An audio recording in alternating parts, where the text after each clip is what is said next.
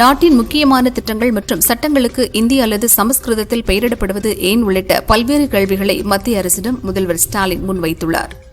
எதிர்க்கட்சிகள் ஆளும் மாநிலங்களில் கவர்னர்களை வைத்து குழப்பம் விளைவிக்க பாஜக அரசு முயல்வதாக முதல்வர் ஸ்டாலின் குற்றம் சாட்டியுள்ளார். வாக்கு திருட்டு விவகாரத்தையும் ஸ்டாலின் தனது எக்ஸ் பக்கத்தில் பகிர்ந்துள்ளார். மத்திய அரசுக்கு கேள்வி எழுப்பிய முதல்வர் ஸ்டாலினுக்கு தமிழக பாஜக முன்னாள் தலைவர் அண்ணாமலை 6 கேள்விகளை எழுப்பியுள்ளார். இதற்கு பதிலளிக்க ஸ்டாலினுக்கு திராணி இருக்கிறதா என்றும் கேட்டுள்ளார். நாகையில் 10 நாட்களுக்கு மேலாக விவசாயிகளிடம் நெல் கொள்முதல் செய்யாமல் திமுக அரசு காலம் தாழ்த்தி வருவது கண்டனத்துக்குரியது என பாஜக மாநில தலைவர் நயினார் நாகேந்திரன் கூறினார். கரூரில் நிகழ்ந்த எதிர்பாராத சம்பவத்தில் உயிரிழந்தவர்களுக்கு அஞ்சலி செலுத்தும் வகையில் இந்த ஆண்டு யாரும் தீபாவளி கொண்டாட வேண்டாம் என நிர்வாகிகளுக்கு தாவேக பொதுச் செயலாளர் ஆனந்த் அறிவுறுத்தியுள்ளார். எடப்பாடி பழனிசாமி கொடுத்த அல்வாவால் தான் அதிமுக பல கோணங்களில் சென்று கொண்டிருக்கிறது. அவர் கொடுத்த அல்வாவால் செங்கோட்டையன் போன்றவர்கள் பிரிந்து நின்று எதிர்கருத்துக்களை சொல்லி வருவதாக அமைச்சர் சேகர் பாபு விமர்சித்துள்ளார். எந்த மாநிலத்தில் அதிகாரம் இல்லையோ அந்த இடத்தில் அவர்களது ஆட்களை கவர்னராக அமர்த்தி எந்த ஒரு நலத்திட்டத்தையும் நிறைவேற்ற விடாமல் மத்திய அரசு தடுக்கிறது. மக்களால் தேர்ந்தெடுக்கப்பட்ட அரசுக்கு இல்லாத அதிகாரம் ஒரு நியமிக்கப்பட்ட ஒற்றை நபருக்கு இருக்கிறதா என சீமான் கேட்டுள்ளார். பாமக சமூக ஊடக பொறுப்பாளர் உள்ளிட்ட நிர்வாகிகளுக்கு கொலை மிரட்டல் விடுத்த நபர்கள் மீது போலீசார் நடவடிக்கை எடுக்க வேண்டும் என பாமக நிறுவனர் ராமதாஸ் வலியுறுத்தி உள்ளார். சட்டசபை தேர்தலை எதிர்கொள்ளும் வகையில் என் வாக்குச்சாவடி வெற்றி வாக்குச்சாவடி முன்னெடுப்புக்காக வரும் 28ஆம் தேதி திமுக நிர்வாகிகளுக்கு பயிற்சி அளிக்கப்படும் என பொதுச் செயலாளர் துரைமுருகன் அறிவித்துள்ளார். டெல்லியில் நடந்த ஒரு நிகழ்ச்சியில் பங்கேற்ற பிரதமர் மோடி பல சவால்களிலிருந்து இந்தியா மீண்டுள்ளது, இந்தியாவை யாரும் தடுக்க முடியாது என தெரிவித்தார். அனைவருக்கும் தீபாவளி வாழ்த்து கூறினார். ஆபரேஷன் சிந்தூர் வெறும் ட்ரெய்லர் தான், பாகிஸ்தானின் அனைத்து பகுதிகளும் பிரம்மோஸ் ஏவுகணையின் வட்டத்திற்கு உள்ளேயே உள்ளன என மத்திய அமைச்சர் ராஜ்நாத் சிங் கூறினார். வர்த்தகம் இல்லாமல் நாட்டின் பொருளாதாரத்தை வலுப்படுத்த முடியாது. வணிகம் நின்றுவிட்டால் முழு பொருளாதார அமைப்பும் நின்றுவிடும். வர்த்தகம் எப்போதும் தொடர வேண்டும் என மத்திய அமைச்சர் ராஜ்நாத் சிங் கூறினார். வெளிநாடுகளுக்கு தப்பி செல்லும் குற்றவாளிகளை சட்டத்தின் முன் நிறுத்த இன்டர்போல் ரெட் கார்னர் நோட்டீஸ் பெற்றவர்களின் பாஸ்போர்ட்டை அந்தந்த மாநில அரசுகள் உடனடியாக முடக்கி ரத்து செய்ய வேண்டும் என மத்திய உள்துறை அமைச்சர் அமித்ஷா அதிரடியாக அறிவித்துள்ளார். ஜிஎஸ்டி குறைப்பால் car, AC, washing machine, TV ஆகியவற்றின் விற்பனை அதிகரித்துள்ளது. ஜிஎஸ்டி வரி குறைப்பின் பலன் மக்களுக்கு நேரடியாக சென்றுள்ளதாக மத்திய நிதியமைச்சர் நிர்மலா சீதாராமன் கூறியுள்ளார். இந்தியா அமெரிக்கா இடையே வர்த்தக ஒப்பந்தம் தொடர்பாக சுமூகமாக பேச்சுவார்த்தை நடத்தி வருகிறது. முடிவு எட்டப்படும் போது தகவல் தெரிவிப்போம் என மத்திய அமைச்சர் பியூஷ் கோயல் தெரிவித்தார். பாஜக சென்னை மாவட்ட பொறுப்பாளர்கள் அறிவிக்கப்பட்டுள்ளனர். மாநில துணைத் தலைவர் குஷ்பு 1000 விளக்கு தொகுதிக்கும், மாநில துணைத் தலைவர் கரு நாகராஜன் மயிலாப்பூர் தொகுதிக்கும், ஆன்மீக மற்றும் கோயில் மேம்பாட்டு பிரிவு மாநில அமைப்பாளர் ஷெல்வி சைதாப்பேட்டை தொகுதிக்கும் பொறுப்பாளர்களாக நியமிக்கப்பட்டுள்ளனர். தென்கிழக்கு அரபிக்கடல் மற்றும் லட்சத்தீவு பகுதியில் காற்றழுத்த தாழ்வு பகுதி உருவானது. இது அடுத்த 48 மணி நேரத்தில் காற்றழுத்த தாழ்வு மண்டலமாக வலுப்பெறும் என தெரிவிக்கப்பட்டுள்ளது. தென்கிழக்கு வங்கக்கடலில் வரும் 24ஆம் தேதி புதிய காற்றழுத்த தாழ்வு பகுதி உருவாகும் என கூறப்பட்டிருந்த நிலையில் தற்போது முன்கூட்டியே வரும் 21ஆம் தேதியில் உருவாவதாக இந்திய வானிலை மையம் தெரிவித்துள்ளது. வங்கக்கடலில் வரும் 21ஆம் தேதி உருவாகும் புதிய காற்றழுத்த தாழ்வு பகுதியால் 22 முதல் 25ஆம் தேதி வரை வட மாவட்டங்களில் பருவமழை தீவிரமடையும் என தனியார் வானிலை ஆய்வாளர் ஏமச்சந்திரன் தெரிவித்துள்ளார். தீபாவளி அன்று செங்கல்பட்டு, கள்ளக்குறிச்சி, கடலூர், மயிலாடுதுறை, திருவாரூர், நாகை, தஞ்சை, புதுக்கோட்டை, தேனி, திண்டுக்கல், கரூர், நீலகிரி, கோவை, ஈரோடு உட்பட 20 மாவட்டங்களில் கனமழை பெய்யக்கூடும் என சென்னை வானிலை மையம் தெரிவித்துள்ளது. தங்கத்தின் விலை இன்று காலை ஒரு சவரனுக்கு ரூபாய் 2000 குறைந்த நிலையில் தற்போது சவரனுக்கு ரூபாய் 400 உயர்ந்துள்ளது. 1 கிராம் தங்கத்தின் விலை 12,000 ரூபாயாகவும், ஒரு சவரன் தங்கத்தின் விலை 96,000 ரூபாயாகவும் விற்கப்படுகிறது. அதேபோல் 1 கிராம் வெள்ளி 190க்கு விற்பனையாகிறது. வங்கதேசம் தலைநகர் டாக்கா சர்வதேச விமான நிலையத்தில் உள்ள சரக்கு முனையத்தில் ஏற்பட்ட தீயை தீயணைப்புத் துறையினர் கட்டுக்குள் கொண்டு வந்தனர். இதனால் விமான போக்குவரத்து சேவை நிறுத்தப்பட்டுள்ளது. பாகிஸ்தான் போர் நிறுத்தத்தை மீறி ஆப்கானிஸ்தானில் 3 இடங்களில் குண்டுவீசி தாக்குதல் நடத்தியது. இதில் கிரிக்கெட் வீரர்கள் 3 பேர் உட்பட 10 பேர் உயிரிழந்தனர். பாகிஸ்தானில் அகதிகளாக வசிக்கும் ஆப்கான் நாட்டினர் அனைவரும் தங்களது நாட்டிற்கு உடனடியாக திரும்ப வேண்டும் என பாகிஸ்தான் அமைச்சர் கவாஜா ஆசிப் தெரிவித்துள்ளார். இந்தியாவுடன் சேர்ந்து பாகிஸ்தானுக்கு எதிராக ஆப்கானிஸ்தான் தலிபான் அரசு சதி செய்கிறது என பாகிஸ்தான் பாதுகாப்பு அமைச்சர் கவாஜா ஆசிப் கூறியுள்ளார். உக்ரைனும் ரஷ்யாவும் போரை உடனடியாக நிறுத்த வேண்டும் என அமெரிக்க அதிபர் டிரம்ப் வலியுறுத்தியுள்ளார். திமுக ஆட்சியில் நிறைவேற்றப்படாத வாக்குறுதிகளை உருட்டுக்கடை அல்வா என்ற பெயரில் வீடியோவாக அதிமுக வெளியிட்டுள்ளது. திராவிடம் என்றால் என்ன என்று முதல்வர் ஸ்டாலின் விளக்கம் அளிக்க வேண்டும் என நாம் தமிழர் கட்சியின் தலைமை ஒருங்கிணைப்பாளர் சீமான் வலியுறுத்தியுள்ளார். திருச்சி சிறுகனூரில் ஈவேரா உலகம் அமைக்கும் பணிக்காக திமுக எம்பி எம்எல்ஏக்களின் ஒரு மாத சம்பளமான 1.70 கோடி ரூபாய் நிதியை முதல்வர் ஸ்டாலின் வழங்கினார். ஈவேரா எனும் பெரு நெருப்பின் பேரொளியில் தமிழினம் தலைநிமிர்ந்து நடைபோடும் என தெரிவித்தார்.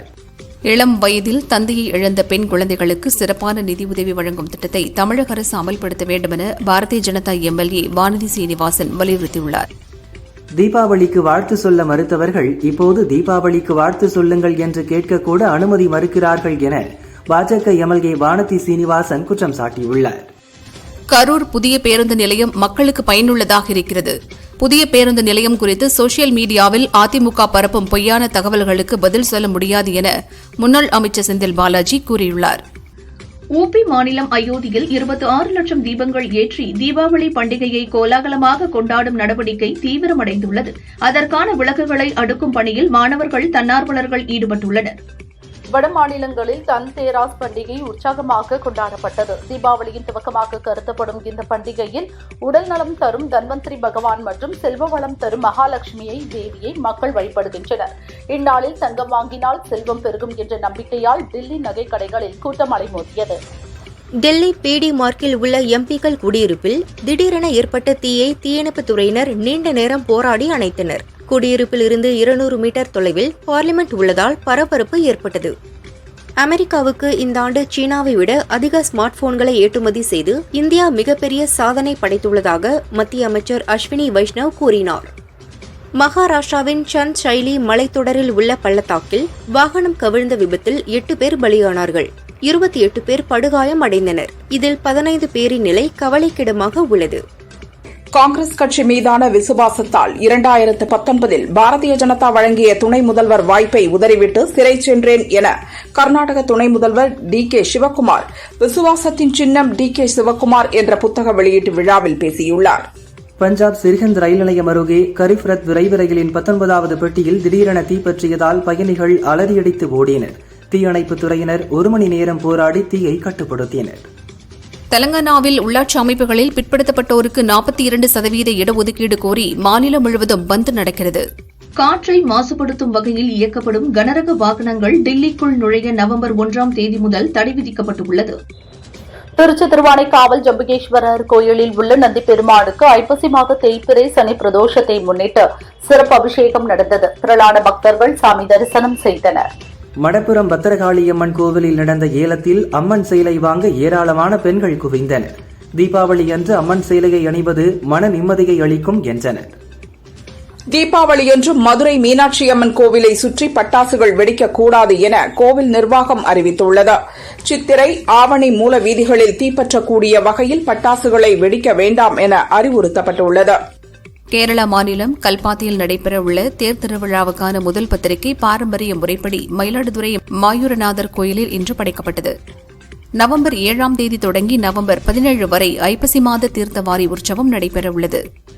திண்டுக்கல் மாவட்டம் நத்தம் அருகே காயங்குடை கருப்பசாமி கோயிலில் ஆண்கள் மட்டுமே பங்கேற்கும் திருவிழா நடந்தது. 300க்கும் மேற்பட்ட கிடாய்கள் பலியிடப்பட்டு விருந்து பரிமாறப்பட்டது. புரட்டாசி 5வது சனிக்கிழமையை ஒட்டி சென்னை காலடிப்பேட்டை கல்யாண வரதராஜ பெருமாள் கோயிலில் முத்து அங்கியுடன் சிறப்பு அலங்காரத்தில் வெங்கடேச பெருமாள் பக்தர்களுக்கு அருள் பாலித்தார். தீபாவளியையொட்டி தமிழகம் முழுவதும் 2 நாட்களில் 10 லட்சம் பேர் ரயில்களில் பயணம் செய்துள்ளதாக ரயில்வே நிர்வாகம் தெரிவித்துள்ளது. கரூர் சம்பவத்தில் பலியான 41 பேரின் குடும்பத்தினருக்கு தவிக தலைவர் விஜய் அறிவித்த தலா 20 லட்சம் வழங்கப்பட்டது. அந்த பணம் குடும்பத்தினரின் வங்கிக் கணக்குகளில் நேரடியாக வரவு வைக்கப்பட்டது. பராமரிப்பு பணிகள் காரணமாக அக்டோபர் 20 முதல் 24ஆம் தேதி வரை 5 நாட்களுக்கு மெட்ரோ ரயில் இயக்கப்படும் நேர இடைவெளியில் மாற்றம் செய்யப்பட்டுள்ளது. இந்த நாட்களில் காலை 5 மணி முதல் 6:30 மணி வரை மெட்ரோ ரயில்கள் 14 நிமிட இடைவெளியில் இயக்கப்படும் என மெட்ரோ நிர்வாகம் அறிவித்துள்ளது. நவம்பர் மாத பொருட்களை அக்டோபரிலேயே பெற்றுக்கொள்ள ஏற்பாடு செய்யப்பட்ட நிலையில் தீபாவளி பண்டிகைக்காக விடப்பட்ட விடுமுறைகள் முடிந்த பிறகு மக்கள் நவம்பர் மாதத்திற்கான ரேஷன் பொருட்களை பெற்றுக்கொள்ளலாம் என கூட்டுறவுத்துறை அறிவித்துள்ளது. இன்று சில ரேஷன் கடைகளில் ஏற்பட்ட இயந்திர கோளாறு காரணமாக இவ்வாறு அறிவிக்கப்பட்டுள்ளது. மகாவீர் நிர்வாண் தினத்தை முன்னிட்டு 21ஆம் தேதி பொது சுகாதாரத்துறை கட்டுப்பாட்டில் உள்ள இறைச்சி கடைகள் மூடப்படும் என சென்னை மாநகராட்சி அறிவித்துள்ளது. தீபாவளி பண்டிகையொட்டி மாநிலம் முழுவதும் 1353 ஆம்புலன்ஸுகள் தயார் நிலையில் உள்ளன. மாநில தேசிய நெடுஞ்சாலை என போக்குவரத்து நெரிசல் உள்ள பகுதிகளில் 120 ஆம்புலன்ஸுகள் நிறுத்தி வைக்கப்பட்டுள்ளன. கரூர் சம்பவம் வழக்கை விசாரித்த ஹைகோர்ட் நீதிபதியை விமர்சித்த புகாரில் கைது செய்யப்பட்ட ஓய்வு பெற்ற காவல் அதிகாரி வரதராஜனின் ஜாமீன் மனு தள்ளுபடி செய்யப்பட்டது. தமிழகம் முழுவதும் தீபாவளியை முன்னிட்டு டாஸ்மாகுகளில் சுமார் 600 கோடிக்கு மதுபானங்கள் குவிக்கப்பட்டுள்ளது. இன்று முதல் 21ஆம் தேதி வரை குறிப்பிட்ட ரக மதுபானங்கள் இல்லை என்று சொல்லாத வகையில் ஊழியர்கள் விற்பனையில் ஈடுபடவும் அறிவுறுத்தப்பட்டுள்ளது. அதிமுக செய்தி தொடர்பாளர் திருநங்கை அப்சரா ரெட்டிக்கு 50 லட்சம் ரூபாய் இழப்பீடு வழங்க யூடியூபர் மைக்கேல் பிரவீனுக்கு பிறப்பித்த உத்தரவு ரத்து செய்யப்பட்டுள்ளது. மான நஷ்ட ஈடு கோரி அப்சரா ரெட்டி தொடர்ந்த வழக்கை மீண்டும் விசாரிக்க சென்னை ஹைகோர்ட் உத்தரவிட்டுள்ளது. உப்பாற்றுவோடை நீர்வழி பகுதியில் பெய்து வரும் மழையால் தூத்துக்குடி கோரம்பள்ளம் குளத்தின் வடிகால் பகுதியில் வசிக்கும் மக்களுக்கு வெள்ள அபாய எச்சரிக்கை விடப்பட்டுள்ளது. சென்னையில் வடகிழக்கு பருவமழை இயல்பை விட 26% கூடுதலாக பெய்துள்ளது என வானிலை ஆய்வு மையம் தெரிவித்துள்ளது. இயல்பாக 103.8 மில்லிமீட்டர் மழை பொழியும் நிலையில் இதுவரை 131.2 மில்லிமீட்டர் மழை பெய்துள்ளது.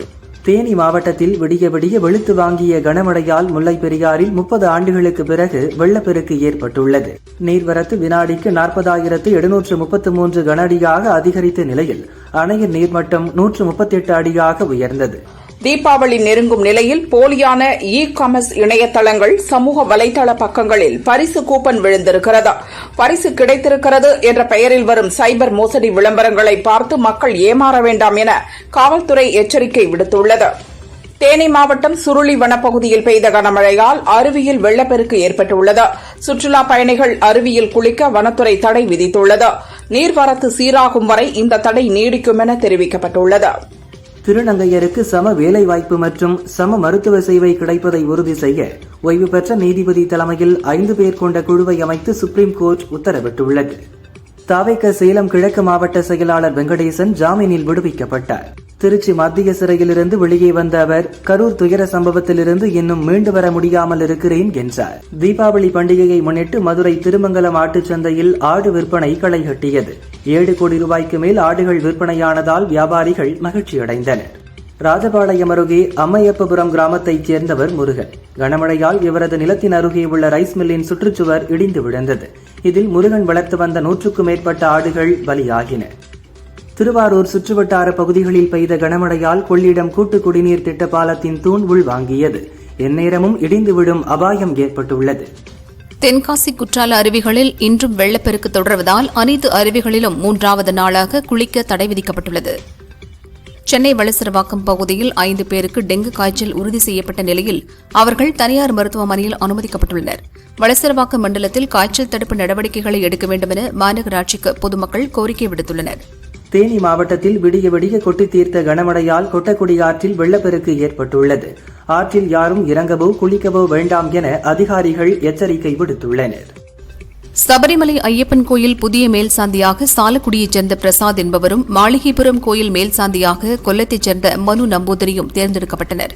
இருவரும் ஒரு வருடத்திற்கு சபரிமலையில் தங்கி பூஜைகள் மற்றும் திருப்பணிகளை மேற்கொள்வார்கள். காவிரி நீர்பிடிப்பு பகுதியில் மழை குறைந்ததால் ஒகேனக்கல் காவிரி ஆற்றுக்கு நீர்வரத்து 8000 கனஅடியாக குறைந்துள்ளது. இருப்பினும் மெயின் அருவி, சினி ஃபால்ஸ், ஐந்தருவி உள்ளிட்ட அருவிகளில் தண்ணீர் ஆர்ப்பரித்து கொட்டுகிறது.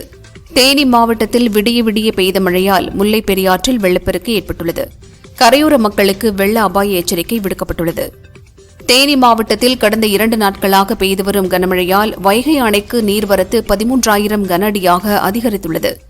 நீர்வரத்தை கண்காணிக்க 20 பணியாளர்கள் நியமிக்கப்பட்டு கண்காணித்து வருகின்றனர். சென்னை அருகே ரயில் பாதையில் ஏற்பட்ட சிக்னல் கோளாறு காரணமாக தென் மாவட்டங்களுக்கு செல்லக்கூடிய ரயில்கள் தாமதமாக புறப்பட்டன. அக்டோபர் 20ஆம் தேதி தீபாவளி கொண்டாடப்பட உள்ள நிலையில் புதுச்சேரியில் தீபாவளிக்கு மறுநாளும் அரசு விடுமுறை அளிக்கப்படுவதாக முதல்வர் ரங்கசாமி அறிவித்தார். தீபாவளியை முன்னிட்டு இன்று முதல் 22ஆம் தேதி வரை 110 சிறப்பு ரயில்கள் இயக்கப்பட உள்ளதாக தெற்கு ரயில்வே தெரிவித்துள்ளது. முறையாக வழக்கறிஞர் உடை அணியாமல் வீடியோ கான்பரன்ஸ் வாயிலாக வழக்கு விசாரணைக்கு ஆஜரான வழக்கறிஞரும் பாஜக மாநில செயலருமான அஸ்வத்தாமனுக்கு எதிராக சென்னை ஐகோர்ட் தாமாக முன்வந்து நீதிமன்ற அவமதிப்பு நடவடிக்கை எடுத்துள்ளது. தீபாவளியை முன்னிட்டு கடந்த 2 நாட்களில் அரசு பஸ்களில் 3 லட்சம் பேர் பயணித்துள்ளதாக போக்குவரத்து துறை தெரிவித்துள்ளது. சென்னையில் நேற்று இரவு முதல் பல இடங்களில் மழை பெய்து வரும் நிலையில் இன்றும் மழை தொடரும் என தெரிவிக்கப்பட்டுள்ளது. தமிழக அரசு 2023-24 அறிவித்த 1540 திட்டங்களுக்கு அரசு ஒதுக்கிய நிதியில் 14,808 கோடி ரூபாய் செலவிடப்படாமல் முழுமையாக மீண்டும் அரசுக்கு திரும்ப வழங்கப்பட்டது. இது மத்திய கணக்கு தணிக்கை அறிக்கை வாயிலாக தெரியவந்துள்ளது. தமிழகத்தில் 5 ஆண்டுகளில் 6,862 பேர் கொல்லப்பட்டுள்ளனர். தகாத உறவு, காதல் விவகாரம், குடும்ப தகராறு காரணமாகவே அதிக கொலைகள் நடந்துள்ளதாக போலீசார் தெரிவித்தனர். நீலகிரி, கோவை, திருப்பூர், தேனி, திண்டுக்கல், ஈரோடு, சேலம், நாமக்கல், கரூர் மாவட்டங்களில் ஓரிரு இடங்களில் இன்று கனமழை பெய்ய வாய்ப்புள்ளது என சென்னை வானிலை ஆய்வு மையம் அறிவித்துள்ளது. கடந்த 14ஆம் தேதி துவங்கிய தமிழக சட்டசபை கூட்டத்தொடர் நேற்று நிறைவடைந்தது. கடைசி நாளான நேற்று 16 சட்ட மசோதாக்கள் நிறைவேற்றப்பட்டன. பாலியல் வன்கொடுமை குற்றச்சாட்டுகளை தொடர்ந்து தனது அரச பட்டங்களை துறப்பதாக பிரிட்டிஷ் இளவரசர் ஆண்ட்ரூ அறிவித்தார். தன் மீதான குற்றச்சாட்டுகளை மறுத்தார். தமிழகத்தில் பல்வேறு மாவட்டங்களில் நேற்று மாலை முதல் கனமழை கொட்டியது. அதிகபட்சமாக ராஜபாளையத்தில் 176 மில்லிமீட்டர் மழை பதிவாகியுள்ளது. பாகிஸ்தான் தாக்குதலில் ஆப்கானிஸ்தான் கிரிக்கெட் வீரர்கள் 3 பேர் பலியானார்கள். இதனால் நவம்பர் மாதம் நடக்க இருந்த இலங்கை, பாகிஸ்தான் அணிகளுடனான முத்தரப்பு தொடரில் ஆப்கானிஸ்தான் அணி பங்கேற்காது என அந்நாட்டு கிரிக்கெட் வாரியம் தெரிவித்துள்ளது.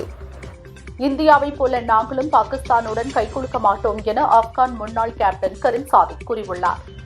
ஆஸ்திரேலியாவுக்கு எதிரான ஒருநாள் தொடரில் விராட் கோலி, ரோஹித் சர்மா ரன் குவிக்காமல் போனால் அணியிலிருந்து நீக்கப்படுவார்கள் என பரவும் தகவல்களில் எந்த உண்மையும் இல்லை என தேர்வுக்குழு தலைவர் அஜித் அகர்கர் தெரிவித்துள்ளார்.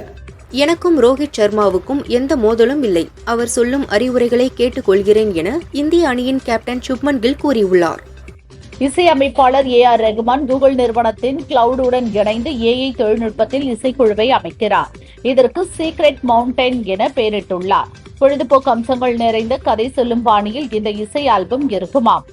Leo 3, Imagen, Gemini Flash, Gemini 2.5 Pro ஆகியவற்றை இந்த திட்டத்தில் பயன்படுத்த இருக்கின்றனர். இது கலைக்காக அர்ப்பணிக்கப்பட்ட மனிதர்களின் முழுமையான கொண்டாட்டமாக இருக்கும் என்கிறார் ரஹ்மான்.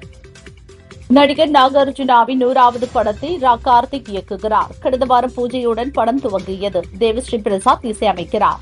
இந்த படத்தில் மொத்தம் 3 நாயகிகளாம். ஒரு நாயகியாக தபு நடிக்கிறார். இன்னொரு நாயகியாக அனுஷ்காவை நடிக்க வைக்க பேசி வருகின்றனர். ஏற்கனவே நாகார்ஜுனாவுடன் சூப்பர் டான், ரெகடா உள்ளிட்ட படங்களில் அனுஷ்கா நடித்துள்ளார். 2025 இந்திய அளவில் இதுவரை வெளியான படங்களில் ஹிந்தி படமான சாவா ₹800 கோடி வசூலை பெற்று முதலிடத்தில் உள்ளது. அதற்கடுத்து கன்னடத்தில் உருவாகி பேன் இந்தியா வெளியீடாக வந்த காந்தாரா சாப்ட்வேர் 1 படம் 2 வாரங்களில் 717.50 கோடி வசூலை எட்டியுள்ளது.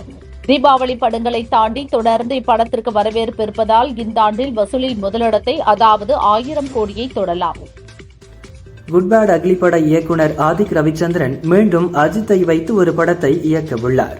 ஆனால் அஜித் தொடர்ந்து கார் ரேஸில் பயணிப்பதால் இந்த பட அறிவிப்பு தள்ளி போய்கொண்டே வந்தது. நாளை மறுதினம் தீபாவளிக்கு இந்த பட அறிவிப்பு வெளியாகும் என எதிர்பார்க்கப்படுகிறது. ஹிந்தி நடிகை கஜோலின் நிகழ்ச்சி ஒன்றில் பங்கேற்று பேசிய நடிகர் கோவிந்தா, தயாரிப்பாளர் சுபீர் முகர்ஜியின் தாயார் எனது அம்மாவிற்கு ஒரு இக்கட்டான தருணத்தில் உதவினார். அதற்கு நன்றியாக அவர் தயாரித்த ஒரு படத்தில் எனக்கு சம்பளமே வேண்டாம் என கூறி 1 டஜன் வாழைப்பழமும் தேங்காயும் மட்டும் பெற்று நடித்தேன் என்றார். இந்த தீபாவளியை முன்னிட்டு தமிழில் வெளியாகியுள்ள 5 படங்களில் பைசன், டீசல், டியூட் ஆகிய படங்களுக்கு இடையேதான் போட்டி. விமர்சன ரீதியாக பைசன் முதலிடத்தில் இருந்தாலும் வசூல் ரீதியாக டியூட் முன்னணியில் உள்ளது. முதல் நாளில் இப்படம் 10 கோடி ரூபாய் வசூலித்துள்ளதாம். மற்ற படங்கள் இதைவிட குறைவுதான். பூட்டானிலிருந்து சட்டவிரோதமாக கொண்டுவரப்பட்டதாக கூறப்பட்ட புகாரில் நடிகர் துல்கர் சல்மானின் சொகுசு காரை சுங்கத்துறை அதிகாரிகள் சமீபத்தில் அதிரடியாக பறிமுதல் செய்தனர். இந்நிலையில் துல்கர் சல்மானிடமிருந்து கைப்பற்றிய லேண்ட் ரோவர் டிஃபெண்டர் கார் நிபந்தனைகளுடன் அவரிடமே திரும்ப ஒப்படைக்கப்பட்டது.